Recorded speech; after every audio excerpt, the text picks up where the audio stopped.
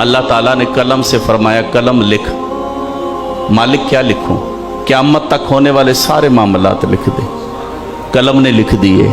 कहा कलम लिख। मालिक अब क्या लिखूं? फरमाया लिख ला इलाहा इल्लल्लाह। कलम ने 70,000 साल में लिखा ला इलाहा इल्लल्लाह। मालिक ने कहा कलम लिख। मालिक अब क्या लिखूं? फरमाया लिख मोहम्मद रसूलुल्लाह। कलम ने जब मोहम्मद की मीम लिखी ना तो कलम पे वजद आ गया, कलम गिर गई, इसमें कत लग गई। कलम गिरी रही फिर उठी। 70,000 साल में कलम ने लिखा मुहम्मदुर रसूलुल्लाह। कलम जब लिख चुकी ना तो कहती मालिक तेरी करम नवाजी, तेरी मेहरबानी, तूने मुझे तौफीक दी है, मैंने तेरा जिक्र लिखा है, तेरा कलमा लिखा है। ए अल्लाह एक सवाल है, क्या तेरी मखलूक में कोई इतनी उम्र का आदमी होगा?